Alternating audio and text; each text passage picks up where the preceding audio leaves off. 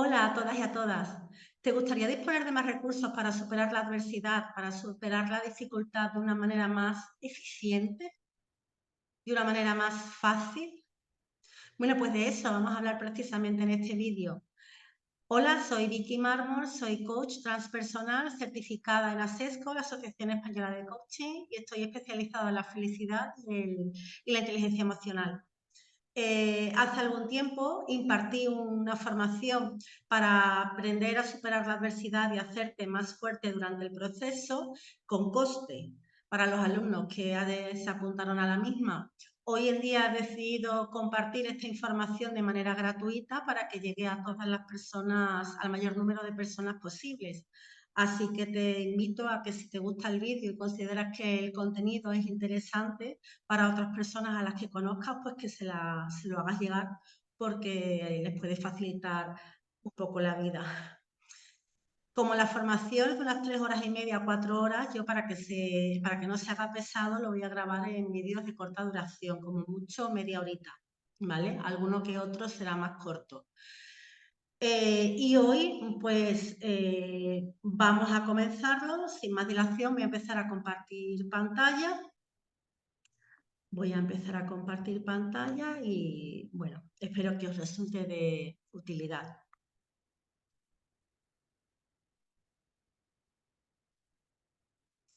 Bien, como decía, el curso se llama Cómo superar mejor la adversidad y hacerte más fuerte durante el proceso. Sí me gustaría antes de nada comentaros que ser más resiliente, que de eso trata, ¿no? Superar la adversidad, el ser una persona resiliente, es una destreza que se puede adquirir, ¿vale? Que se puede adquirir a través del aprendizaje y de la práctica en la vida cotidiana. De hecho, fijaros en los grandes atletas, fijaros en grandes líderes exitosos, en maestros incluso de artes marciales. Son personas que se han ido poniendo pequeños retos en su vida a través de marcándose una serie, definiendo una serie de objetivos que conforme los han ido logrando, pues han ido poniendo unos objetivos más ambiciosos, ¿no? Y así al final se trata de un proceso en el que se van poniendo una serie de pruebas y de retos como se entrena un atleta. Un atleta pues se entrena primero un corredor, por ejemplo, de atletismo, pues primero correrá X metros, después kilómetros, después lo irá haciendo durante un tiempo y después se irá poniendo pruebas para superar su propio récord, ¿no? Y hacer ese mismo recorrido en un menor tiempo, bueno, así, ¿no? Entonces os digo esto para que sepáis que integrando una serie de prácticas sencillas en vuestra vida podéis conseguir aprender a gestionar las dificultades que acontezcan de una manera más sencilla o al menos de una manera que os dé menos quebraderos de cabeza. Lo primero que vamos a ver es qué es la resiliencia, el concepto, ¿no? A continuación, cuáles son los beneficios de las personas que son resilientes, porque si bien es cierto que podéis intuirlos, creo que es interesante darles nombre de manera explícita para que queden claros cuáles son muchos además. Os voy a compartir un link que os lleva a una página del Instituto Español de Resiliencia para que aquellos que estéis interesados podáis contestar un test que os va a dar cuál es vuestro nivel de resiliencia. También os dejaré el link en los comentarios de este vídeo, lo podéis ver abajo para que podáis acceder directamente a la página a la que acabo de hacer mención. Y bueno, por último, pues todas las claves para ser más resilientes, ¿vale? En concreto aquí vamos a hablar, en este curso vamos a hablar del estrés, vamos a hablar de la autorregulación emocional, que es cómo controlar mejor las emociones. Vamos a hablar de la gratitud, la importancia que tiene la gratitud y todos van acompañados de ejercicios, en todos ellos este curso es práctico, ¿vale? Yo os voy a compartir una serie de conceptos, pero van acompañados de ejercicios que os propongo para quien lo sienta que los pueda poner en práctica. Vamos a hablar de la importancia de la adaptabilidad, de las fortalezas, conocer las propias fortalezas y cómo potenciarlas y ponerlas en marcha para vuestro mayor bien, del optimismo y cómo se puede fomentar y de las relaciones en el más amplio sentido de la palabra. Y la suma de todo eso, del estrés, de la autorregulación emocional, de la gratitud, la adaptabilidad, la fortaleza, el optimismo y las relaciones, todo eso va a ayudar a que seáis más resilientes. ¿Qué es la resiliencia? La resiliencia es la capacidad humana para superar la adversidad, las dificultades, las situaciones difíciles e incluso en ocasiones límites, incluso saliendo reforzadas de estas. ¿Os ha pasado en algún momento que habéis tenido, por ejemplo, un cambio de puesto de trabajo que al principio os ha asustado un poco, ¿no? Porque os inquietaban, ¿no? Las nuevas competencias, las nuevas funciones, si las ibais a hacer bien, porque conllevaban mayor dificultad a lo mejor del que estabais acostumbrados, un mayor nivel de responsabilidad. Y después, pasado un tiempo, habéis mirado hacia atrás y os habéis dado cuenta de que no solo habéis superado bien esa situación, esa etapa, ¿no? En la que estabais más inseguros, sino que además os habéis visto que os sentís reforzados, os sentís orgullosos de haber superado esa situación. Lo mismo que digo del trabajo, lo digo, por ejemplo, en un caso, por ejemplo, de enfermedad de un ser querido, ¿no? O una enfermedad propia que hayáis superado. En fin, podría poner infinidad de ejemplos. ¿Cuáles son las ventajas de ser personas resilientes? Pues normalmente gran capacidad de adaptación. Las personas que tienen un nivel de resiliencia elevado suelen ser personas que tienen una gran capacidad de adaptación ante todos los eventos que acontecen. ¿Y esto qué les hace? Pues les hace ser más creativos, buscar soluciones, encontrar soluciones donde otros a lo mejor solamente ven una o ninguna. ¿Qué más? Gran capacidad de aceptación. Las personas que tienen un nivel de resiliencia elevado ven en la adversidad oportunidades de aprendizaje, las ven como un reto, ¿no? Oportunidades de superación y suelen aprovecharlas como tal. Esto no significa que no conlleve la dificultad en sí misma, no, no. Pero sí significa que, oye, ya que tengo que vivir esta situación sí o sí, porque no depende de mí, ha venido porque ha tenido que venir una enfermedad, por ejemplo, nadie se quiere poner enfermo queriendo, ¿no? Pero cuando llega, si esto es lo que ha llegado a mi vida, yo tengo que ver de qué manera la resuelvo y además sacándole el máximo partido a lo que me está pasando. Es la forma más inteligente en un momento dado de hacerlo. ¿Qué ocurre? Que conforme tú vas superando dificultades, por pequeñas que sean, eso va reforzando tu autoimagen y tu autoestima. ¿A qué me refiero? Me refiero a la valoración que haces de ti mismo, de ti misma. Vas ganando confianza en ti, en tus posibilidades, en tus capacidades. Por lo tanto, ¿qué estás haciendo? En definitiva, reforzar tu autoestima. Suelen ser personas optimistas y que asumen más riesgos. ¿Por qué? Porque ya se van dando cuenta, precisamente se van dando cuenta de que han ido superando otras dificultades, han tomado conciencia de ello, porque es importante tomar conciencia de ello. Hay personas que llevan toda su vida superando situaciones complicadas y adversas, pero nunca se han parado a ver todo lo que han logrado. Es importante pararse, es importante en ocasiones mirar atrás y ver todo lo bueno que has conseguido. ¿Por qué? Porque eso al final te posiciona ante el futuro, ante lo que puede venir desde una situación más poderosa, más segura de ti mismo. ¿Qué más ventajas de personas resilientes? Mayor equilibrio emocional, sin duda alguna. Mayor equilibrio emocional, lo vamos a ir viendo además con las claves que vamos a ir explicando.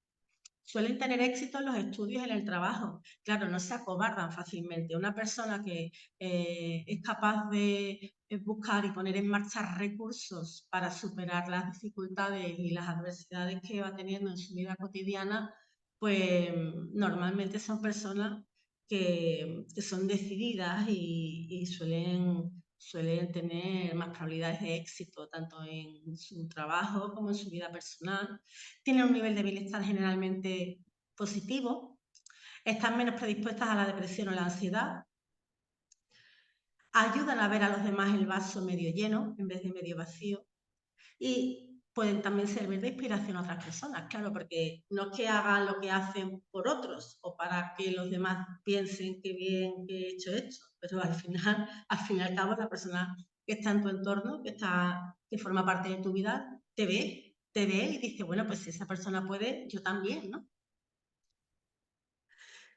Esta es la página que os comentaba, del nivel de resiliencia. Entonces, yo voy a poner, este es el Instituto Español de Resiliencia, ¿vale? Es un cuestionario de 50 preguntas que podéis responder, es rápido de responder porque es, a ver, estoy dando, pero os voy a compartir pantalla aquí. Bien, este es el link, esta es la página a la que me ha llevado el link que acabo de presionar. Y si os fijáis, dice, esta escala se evalúa en 10 dimensiones, tanto la resiliencia como la vulnerabilidad para afrontar la adversidad. Simplemente se trata de anotar verdadero o falso en cada una de las frases siguientes, haciendo, importante, una valoración honesta personal. Es decir, evitando confundir la realidad con lo que gustaría ser. No se trata de, para cada cuestión, responder en función de cómo a mí me gustaría ser o cómo a mí me gustaría actuar ante una situación X. No, sino objetivamente hablando, cómo actúo yo, cómo soy yo en este momento de mi vida. Y vais respondiendo aquí. Habitualmente soy optimista, verdadero o falso. En un momento de crisis o situación caótica me tranquilizo y me centro en las acciones, verdadero o falso. Son 50 preguntas.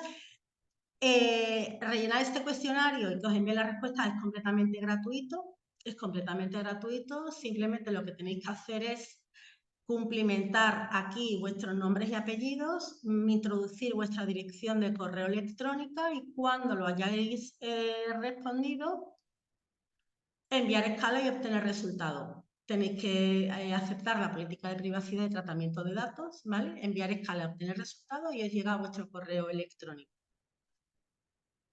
Bien, pues este link os lo voy a poner yo aquí abajo en los comentarios para que lo tengáis al alcance y quienes estáis interesados que podáis utilizarlo.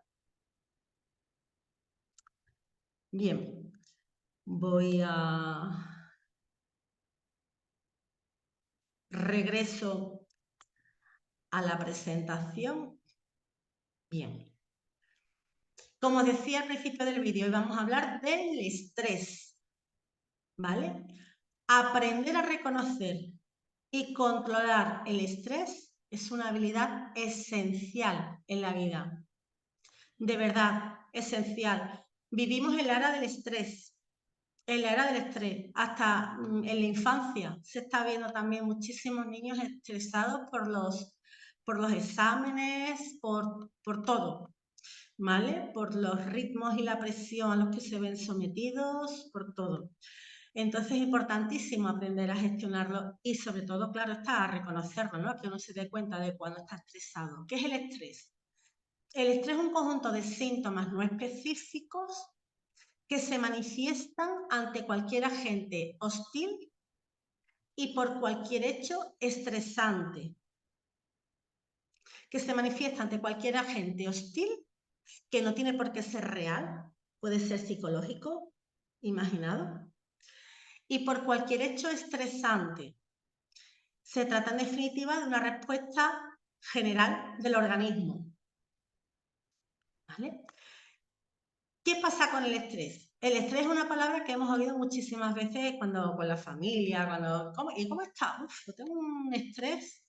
¿Vale? ¿Cómo lo define la Organización Mundial de la Salud? Porque realmente lo que es la definición oficial puede ser un poquito diferente al concepto que podamos tener a pie de calle.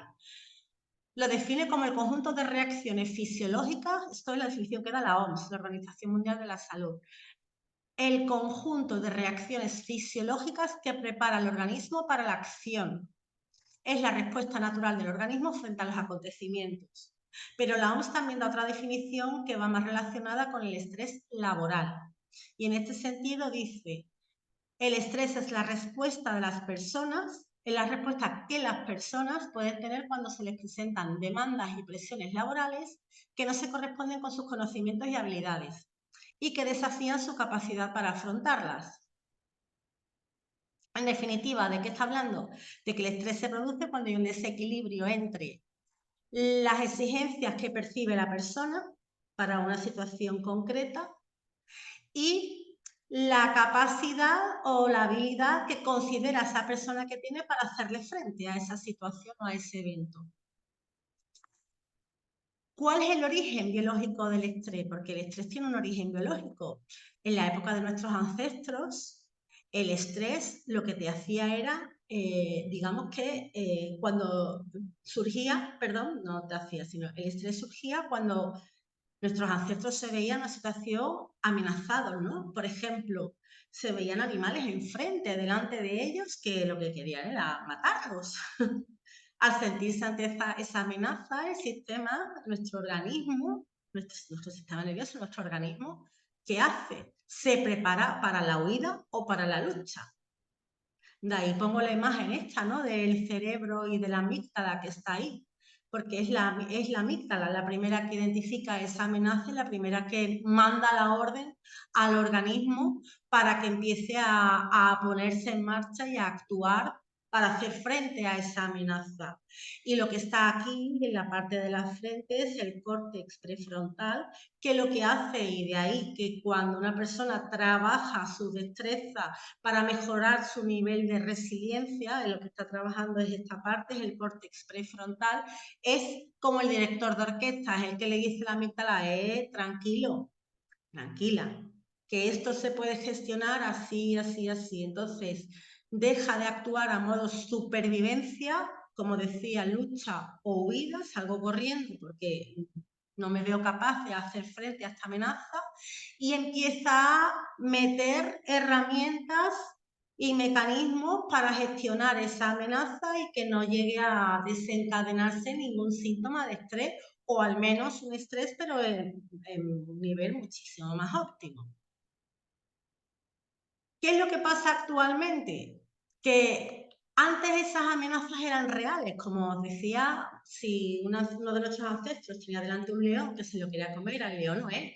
De ahí que viviesen siempre en grupos, ¿no?, de personas para protegerse, ¿no? Así, desde luego, era menos probable que pudiesen ser atacados por animales. ¿Qué es lo que pasa hoy en día? Que hoy en día nosotros no salimos de casa y tenemos un león en la puerta que quiere comernos, pero sí tenemos situaciones que representan para nosotros una amenaza y que nos hace sentir como si tuviéramos un león en la puerta de nuestra casa que quiere darnos un bocado o que quiere comernos. De ahí que yo hace un momento dijera amenaza real o imaginada o psíquica, porque a veces son miedos de cosas que creemos que van a pasar, pero que no han pasado, y no solo que no han pasado, sino que es que a lo mejor no pasan nunca, ¿no? Ahí está el miedo, ¿no? Muchas veces esa amenaza de que viene, de miedo. Miedo a si no lo hago bien, miedo a si no soy capaz de superarlo, miedo a equivocarme, miedo a fallarle a tal persona, y es al final, perdón, eso al final me va generando una situación de estrés. Pero esa amenaza no es real. Y no me malinterpretéis cuando digo esto, pero esa amenaza no es real. Esa amenaza es imaginada, porque ni siquiera sabes si se va a llegar a producir.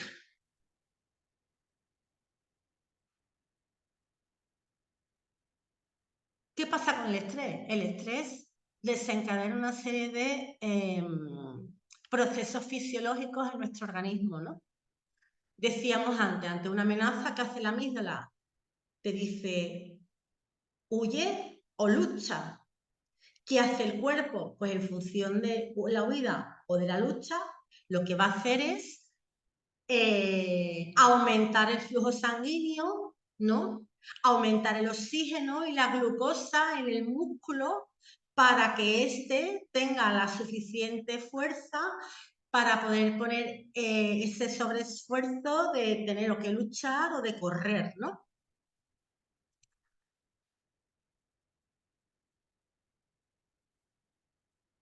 Vamos a ver. ¿Cuáles son los signos físicos entonces del estrés? Recordad, Yo lo voy a comentar aquí algunos de ellos, los más típicos, pero recordad vosotros en situación de estrés, que es lo que os notáis físicamente. Suele aumentar el ritmo cardíaco, ¿verdad? Muchas veces el corazón se acelera. El flujo sanguíneo también de los músculos, es lo que decía hace un momento, es lo que nos hace, precisamente ocurre eso, para que nuestros músculos tengan la suficiente resistencia para aguantar esa carrera, esa huida o esa lucha. Puede aumentar la frecuencia respiratoria, ¿verdad? Puede haber sudores fríos, temblores, agresividad, erupciones cutáneas. Hay personas, por ejemplo, con psoriasis que se les manifiestan, somatizan por el estrés. Y también podemos hablar de tipos de estrés. Podemos hablar de un estrés bueno y de un estrés malo, cuando hablamos cualitativamente, ¿no? ¿Cuál es el estrés bueno? El estrés bueno es todo lo que nos produce placer, todo lo que se hace en armonía con uno mismo, en coherencia, es decir, cuando a mí hay una situación concreta que me activa, ¿vale? Que, entonces empiezo a sentir un poco de nervio, pero me activa de una manera motivadora, de una manera dinámica, de una manera positiva, de una manera que lo que me invita es a tomar la iniciativa de actuar, de hacer cosas, ¿no? Ese, digamos, es como el estrés bueno. Por contra, ¿qué sería considerado el estrés malo? El estrés malo es el que lo produce situaciones de disgusto o hacer situaciones que, bueno, no resuenan conmigo, por tanto no hay coherencia con lo que yo siento. Yo siempre hablo, quienes me hayáis visto en otros vídeos, yo siempre hablo de coherencia entre lo que uno siente, dice y hace. Pues desde luego cuando tú estás haciendo algo porque te sientes obligado pero no resuena en absoluto en ti, te puedes sentir frustrado, enfadado, con malestar, en contradicción contigo mismo. En definitiva, ¿de qué depende el nivel de estrés? El nivel de estrés depende de tres factores fundamentalmente. De la situación en sí, no es lo mismo el estrés por hacer un examen, un alumno, ¿no? Un estudiante que va a hacer un examen, una persona que va a hacer una entrevista de trabajo en la que está bastante interesada y por tanto su nerviosismo aumenta, o una persona que se está enfrentando a un tsunami. Cambia, ¿verdad? No tiene nada que ver ninguna de estas circunstancias entre sí. Pero ¿de qué depende también? Depende de la manera en la que se perciba y se interpretan los acontecimientos. Seguramente varias personas dentro de una misma sala, al escuchar una serie de informaciones o visualizar una serie de escenas, seguramente si le preguntáramos a esas personas qué opinan o con qué se han quedado, fuese variada la contestación.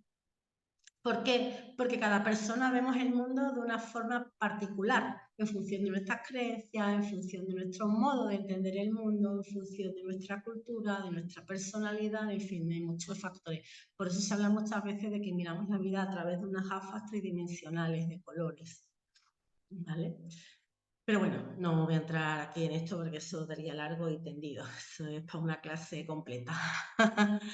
Y también, por supuesto, de la capacidad de asimilación y de superación que esa persona tenga. Es decir, si yo soy una persona segura de mí misma, que considero que dispongo de los recursos necesarios para superar más o menos la mayoría de las situaciones difíciles cotidianas que se me puedan presentar, pues lógicamente mi nivel de estrés va a ser más bajo que el de otra que es más insegura, o que no es que sea más insegura, sino que es que se está enfrentando a una situación en la que realmente no tiene, siente que no tiene recursos propios, ¿no? Para poner en marcha y gestionarlo mejor. Una persona, por ejemplo, que va a una entrevista de trabajo y habla una entrevista de trabajo que es para un puesto de turismo, que tiene que ver con el turismo, y habla tres idiomas, lógicamente su nivel de estrés va a ser inferior al de otra persona que, bueno, que habla dos idiomas, pero que además frases cortitas. Tampoco es que tenga, mientras que la otra, ¿no? El primer ejemplo que he puesto, pues imaginar que es una persona que es trilingüe.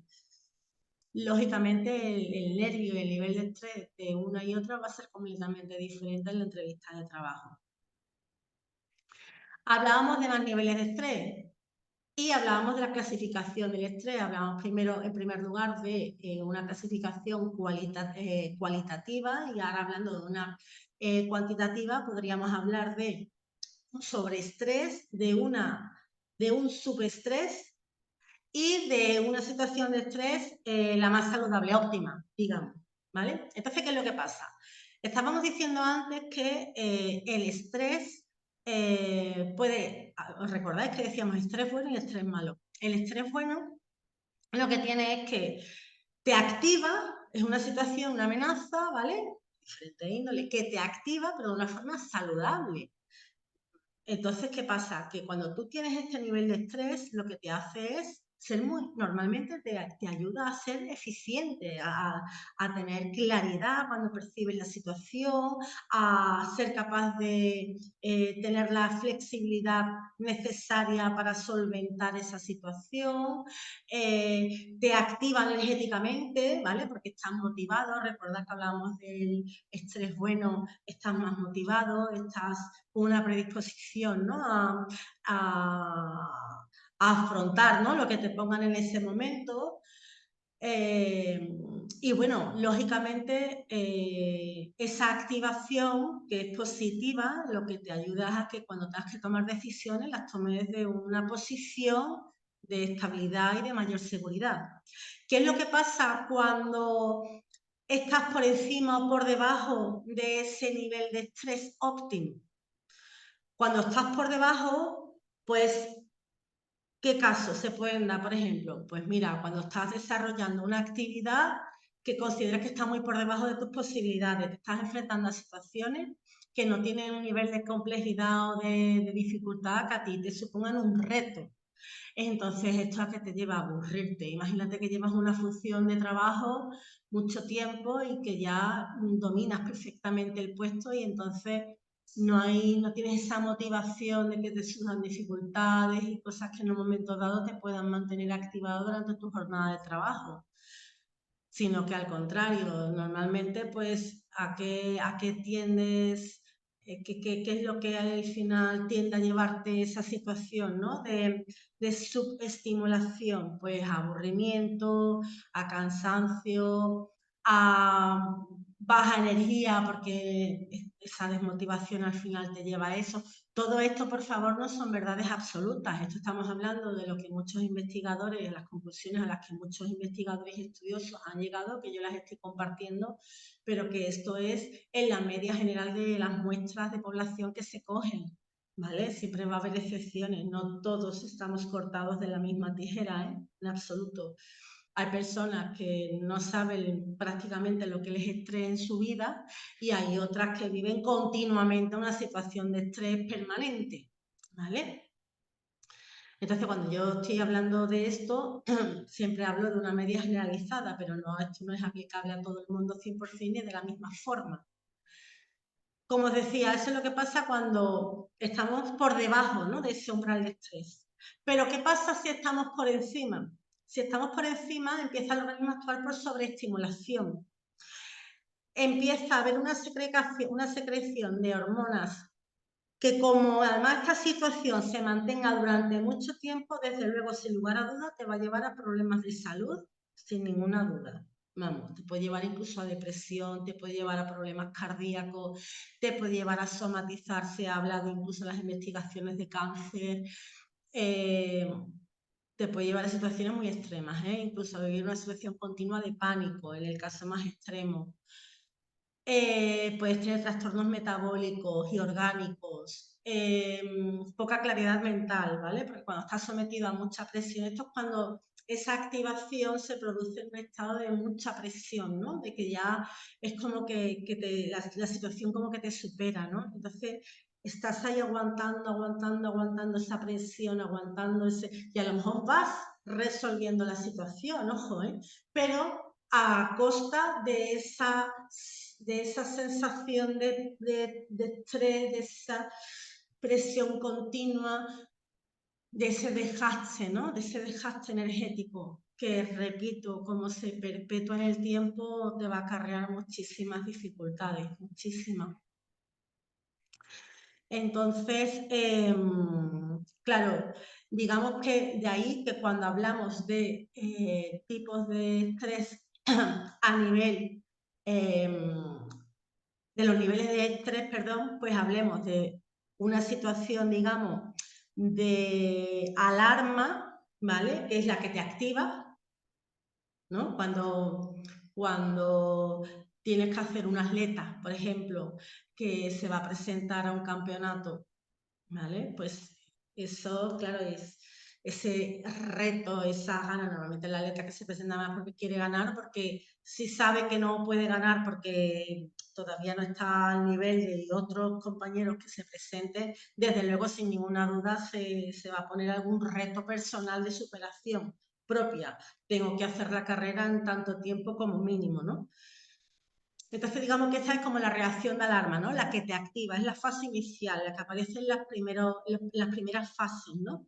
De esa circunstancia. Entonces, es cuando el corazón empieza a acelerarse, al principio de la carrera, ¿no? La respiración es corta, es rápida, en fin, la sangre se va a los músculos, ¿vale? Después hay una fase de resistencia. En el caso del corredor es cuando va corriendo, corriendo, corriendo. Bueno, en el caso de una persona que es que está por un puesto, una función de trabajo que tiene muchísimo estrés o acompañando un caso de enfermedad de larga duración, pues ya está en una fase de resistencia, soportando, soportando, aguantando, aguantando la situación. Entonces, normalmente aquí ya como que has adquirido un mecanismo de adaptación, pero que te está requiriendo de un esfuerzo. Y por último, ya es cuando esta situación se prolonga mucho en el tiempo, entras en una fase de agotamiento. La fase de agotamiento cuando ya empiezas a somatizar, cuando ya empiezas a, bueno, pues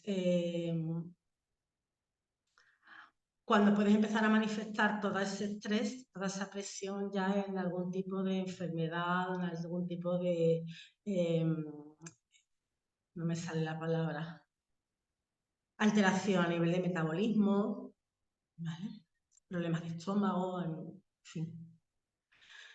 Prácticas para reducir el estrés. Y con esto ya vamos a ir terminando.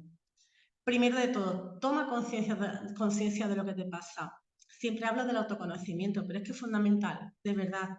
Para darnos cuenta de qué ocurre, tenemos que fijarnos en lo que pasa.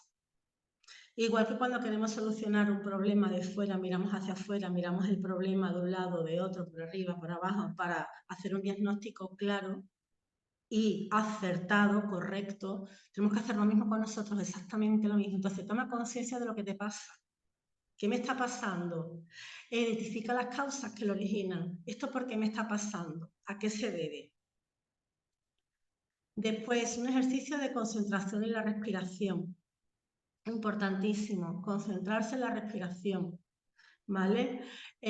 Si miráis en internet hay un montón de prácticas, un montón de vídeos para aprender a respirar, muchísimo. La respiración es un proceso fisiológico fundamental para nuestra vida, fundamental.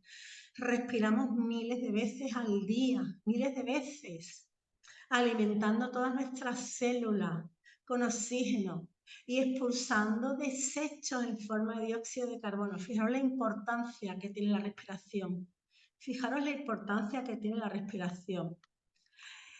Respirar correctamente, que la mayoría de los humanos no lo hacemos bien. Incluso puede mejorar nuestro estado de ánimo, ¿vale? Puede mejorar nuestro estado de ánimo. Y simplemente con que empecemos a practicar al día entre 5 y 10 minutos una respiración correcta, aquella que va desde el suelo pélvico hasta la altura de las clavículas. Una respiración que va desde la pelvis. ¿Veis cómo se elevan las clavículas? Pasa por el abdomen, por la caja torácica, pulmones, hasta que llega, mirad, ponéis rectos con la espalda recta.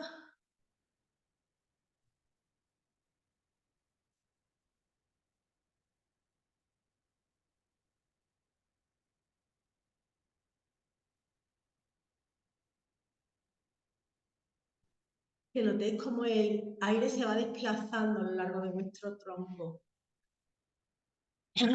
Importantísimo, ¿vale? os invito, os animo de verdad a que veáis vídeos en internet porque hay muchos para eso, ¿no? Para que aprendáis a respirar bien. Pensar en positivo. Puede sonar qué cosa más obvia, ¿no? Qué cosa más... No, no, no. Muchas veces cuando estamos estresados, la situación nos dificulta. Hablaba yo antes de claridad mental, ¿verdad? Cuando es un estrés a un nivel óptimo, ¿no? Que nos ayuda a tener, estamos despiertos, estamos alerta, pero en el mejor sentido de la palabra, ¿no?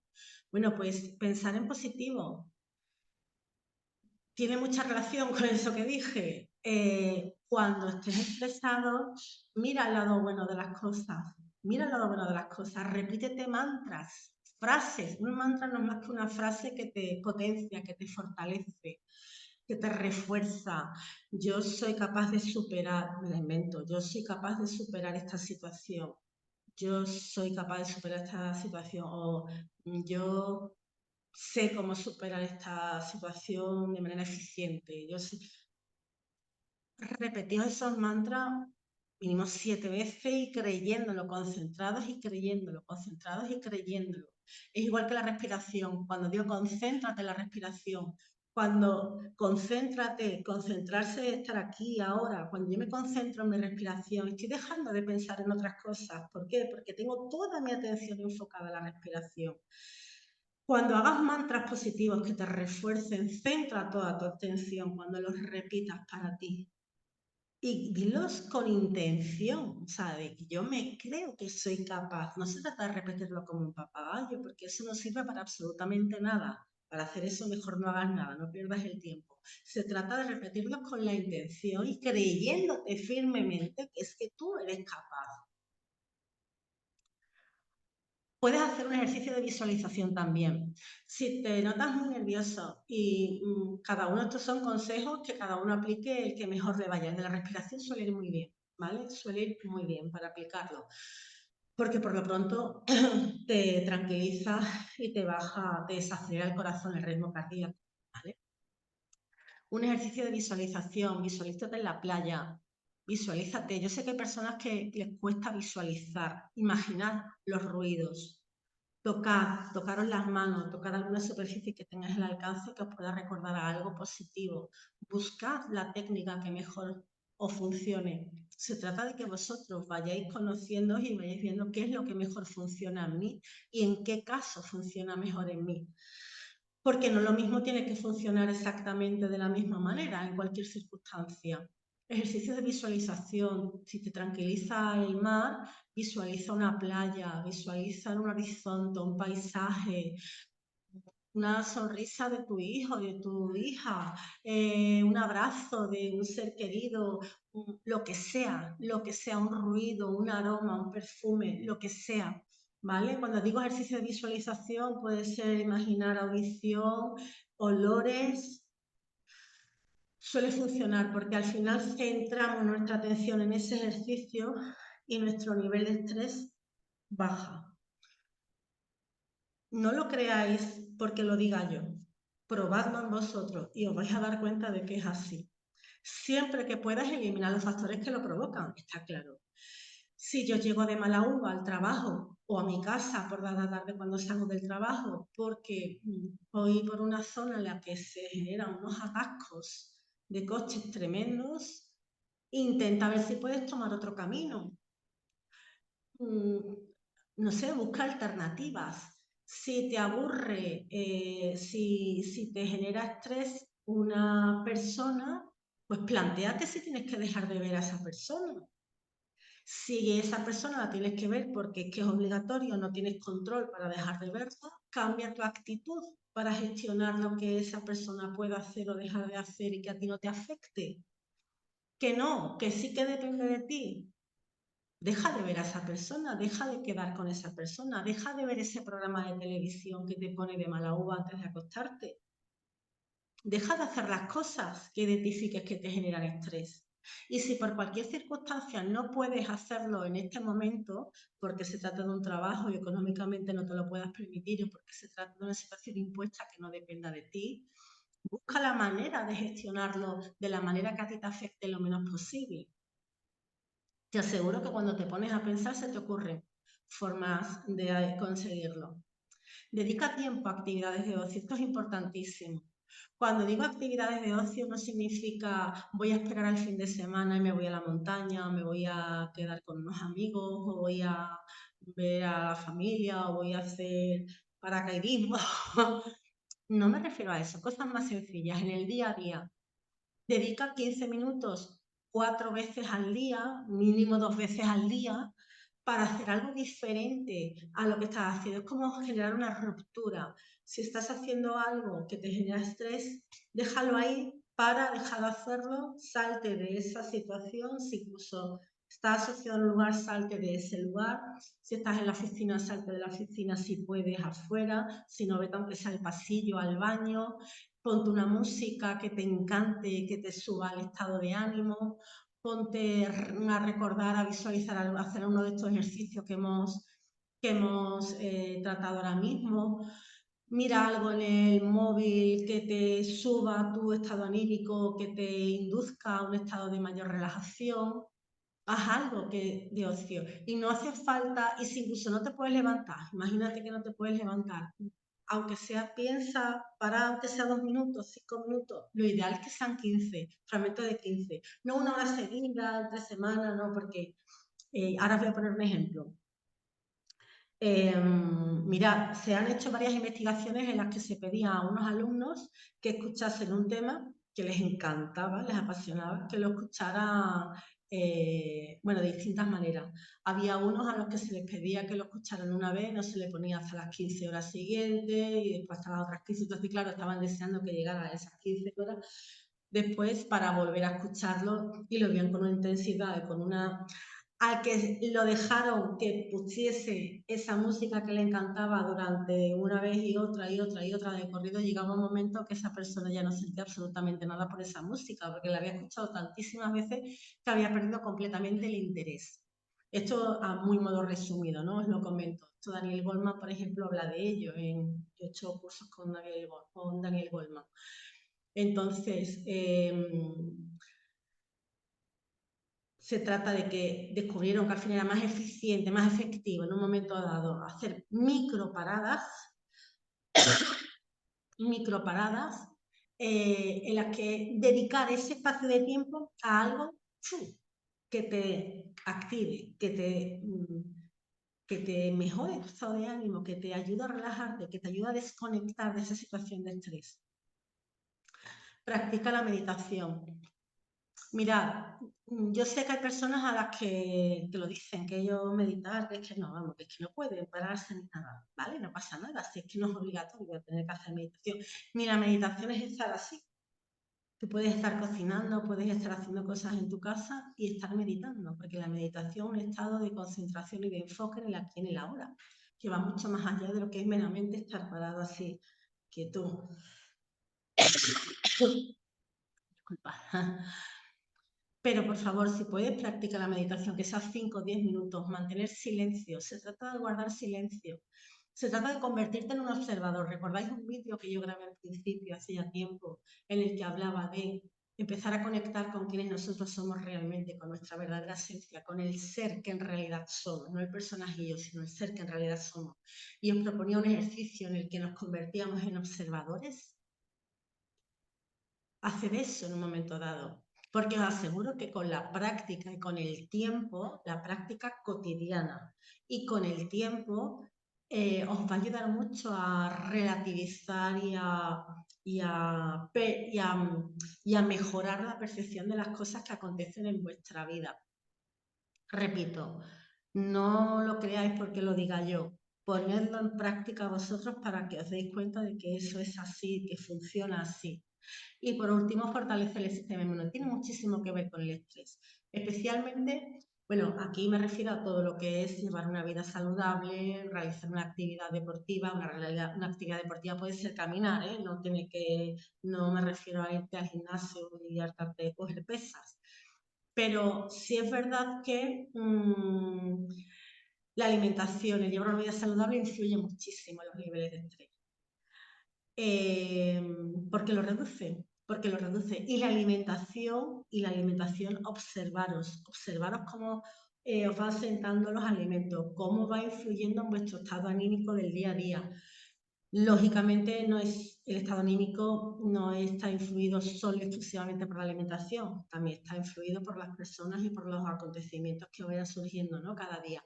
Pero iros observando, porque yo lo he hecho durante años en mi propio caso y me lo noto enseguida, ¿eh? Cuando como más dulces de la cuenta o como de manera diferente a la que habitualmente como.